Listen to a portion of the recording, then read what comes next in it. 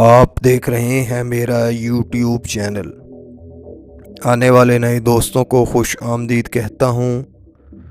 آج کی اس ویڈیو میں آپ لوگوں کو پنجاب کے شہر تونسا شریف کے مشہور بدماش اجی ڈوگر کے بارے میں بتاؤں گا، جسے پولیس نے پنجاب کا لاڈا کے لقب سے نوازا تھا۔ اجی ڈوگر ایک غریب آدمی تھا اور اس کا تعلق ڈوگر برادری سے تھا۔ یہ تونسا شریف کے ایم پی اے مسعود بلوچ کا ڈرائیور تھا۔ اجی ڈوگر کی دشمنی ایم پی اے مسعود بلوچ کے ساتھ شروع ہوئی، جس میں اجی ڈوگر نے 13 کے قریب لوگوں کو قتل جبکہ درجنوں لوگوں کو شدید زخمی کیا۔ اس دشمنی کے بعد اجی ڈوگر نے بے پناہ شہرت حاصل کی اور اس نے باقاعدہ جرائم کی دنیا میں اپنے قدم جمائے۔ اسی عرصے کے دوران اس کے پولیس کے ساتھ 7 پولیس مقابلے بھی ہوئے، جن میں پولیس کے 11 لوگوں کے علاوہ اجی ڈوگر کے بھی 9 لوگ مارے گئے تھے۔ مزید تفصیلات جاننے سے پہلے جن بھائیوں نے ابھی تک میرا چینل سبسکرائب نہیں کیا وہ میرا چینل سبسکرائب کر لیں۔ اجی ڈوگر کی دشمنی کی تفصیلات آپ لوگ 1999 11 دسمبر کی خبریں اخبار میں بھی پڑھ سکتے ہیں۔ دوستو، اجی ڈوگر تونسا کے ایم پی اے مسعود بلوچ کا ڈرائیور تھا اور اجی ڈوگر اور اس کی بیوی ایم پی اے مسعود بلوچ کے ڈیرے پر رہائش پذیر تھے۔ اسی عرصہ کے دوران ایم پی اے مسعود بلوچ کا دل اجی ڈوگر کی بیوی پر آ گیا۔ ایک دن اجی ڈوگر کی غیر موجودگی میں مسعود بلوچ نے اجی ڈوگر کی بیوی کے ساتھ زبردستی کی۔ اس وقوع کے بعد ڈیرے کے کچھ ملازمین نے اجی ڈوگر کو فون کر کے اس وقوع کی اطلاع دی۔ اجی ڈوگر کی بیوی نے اس وقوع کے فوراً بعد خودکشی کر لی تھی۔ اجی ڈوگر جب ڈیرے پر آیا تو طیش میں اس نے ایم پی اے مسعود بلوچ کے بیٹے فرید بلوچ اور وزیر بلوچ پر اندھا دھند فائرنگ کر دی تھی، جس کے نتیجے میں ایم پی اے مسعود بلوچ کے دونوں بیٹے مارے گئے تھے۔ اس وقوع کے بعد اجی ڈوگر فرار ہو گیا تھا، لیکن ایک ناکے پر پولیس نے اجی ڈوگر کو اسلحہ سمیت گرفتار کر لیا۔ ایم پی اے مسعود بلوچ نے اپنا سیاسی اثر و رسوخ استعمال کرتے ہوئے اجی ڈوگر کو 2 سال تک جیل میں بند کروائے رکھا اور پولیس کو بھی اس نے عدالتی کارروائی کروانے سے روکے رکھا۔ اسی گرفتاری کے عرصے کے دوران پولیس نے اجی ڈوگر پر بہیمانہ تشدد کیا، جس میں اجی ڈوگر کی ایک آنکھ ضائع ہو گئی تھی۔ ایک پیشی کے دوران عدالت سے اجی ڈوگر فرار ہونے میں کامیاب ہوا اور یہ 3 سال تک مفرور رہا۔ انفارمیشن کے مطابق اجی ڈوگر نے پناہ راجن پور کے بدماش چھوٹو کے پاس لی ہوئی تھی۔ اجی ڈوگر کئی سال تک چھوٹو گینگ کی پناہ میں رہا۔ اسی عرصہ کے دوران اس نے چھوٹو کے ساتھ مل کر اسلحہ کی اسمگلنگ کا کام شروع کیا۔ کچھ عرصہ گزرنے کے بعد اجی ڈوگر نے چھوٹو گینگ سے اپنے رستے الگ کر لیے اور اپنا ایک الگ گروپ بنایا۔ اس گروپ کو اس نے اجی ڈوگر گروپ کا نام دیا، جس میں بہت سے چور ڈکیت اور منشیات فروش شامل تھے۔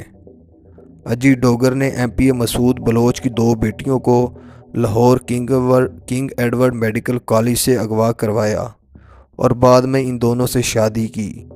جب یہ بات ایم پی اے کے علاقے میں پھیلی اور اخباروں کی زینت بنی تو لوگوں نے ایم پی اے مسعود بلوچ کے خلاف باتیں کرنا شروع کر دی تھی۔ مسعود بلوچ نے بہاولپور کے مشہور بلوچ قبضہ گروپ کو اجی ڈوگر گروپ کے پیچھے لگایا۔ بلوچ گروپ کے لوگ ڈوگر گروپ کی مخبری لے کر ان پر حملہ کرواتے اور ڈوگر گروپ بھی اسی طرح بلوچ گروپ کے لوگوں کی مخبری لے کر ان پر حملہ کرواتے تھے۔ ان حملوں میں اجی ڈوگر گروپ نے 7 کے قریب بلوچ گروپ کے لوگوں کو قتل کیا، جبکہ اجی ڈوگر کی ایک ٹانگ بھی فائر لگنے سے ضائع ہو گئی تھی۔ اجی ڈوگر کو عدالت نے اشتہاری قرار دے دیا تھا۔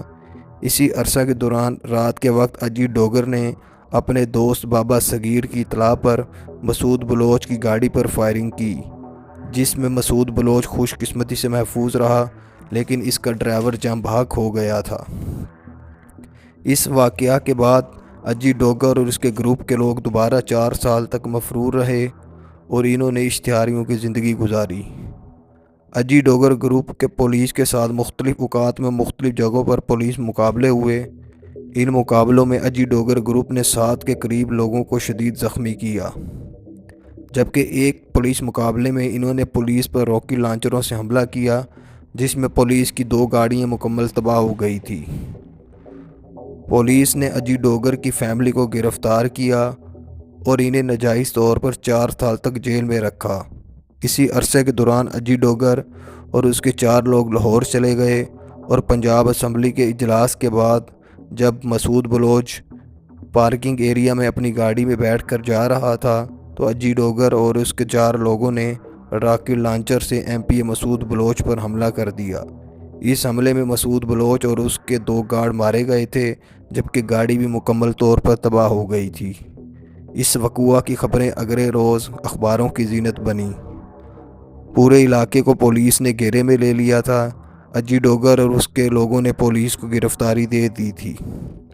اسی عرصے کے دوران اس وقت کے انسپکٹر سعید اقبال نے اجی ڈوگر کو اپنا ٹاؤٹ بنا کر استعمال کیا۔ انسپکٹر اجی ڈوگر کو مقدمات ختم کروانے کا لالچ دے کر اسے استعمال کرتا رہا۔ انسپکٹر سعید اقبال سیاسی لوگوں اور زمیندار لوگوں سے پیسہ لیتا اور ان کے کہنے پر ان کے مخالفین کو قتل کرتا۔ اسی طرح جب بھی کسی شخص سے انسپکٹر سعید اقبال پیسے لیتا تو رات کے وقت اجی ڈوگر کو اسلحہ دے کر وہ جیل سے باہر نکال دیتا تھا۔ اجی ڈوگر کے ساتھ اس کے 2 لوگ اس کارروائی میں ملوث ہوتے تھے۔ اجی ڈوگر نے اس انسپکٹر کے کہنے پر 7 کے قریب لوگوں کو قتل کیا۔ مقدمات میں کمی کی بجائے انسپکٹر نے اجی ڈوگر کو پریشر میں رکھنے کے لیے اس پر مزید مقدمات درج کر دیے، لیکن اس وقت کے ایک پولیس کے اعلیٰ افسر کو جب اس وقوع کی خبر ہوئی تو اس نے انسپکٹر سعید اقبال کے خلاف تحقیقات کروائی۔ جرم ثابت ہونے کے بعد انسپکٹر سعید اقبال کو پولیس محکمے سے نکال دیا گیا تھا اور اسے گرفتار کر کے جیل میں بند کر دیا گیا تھا۔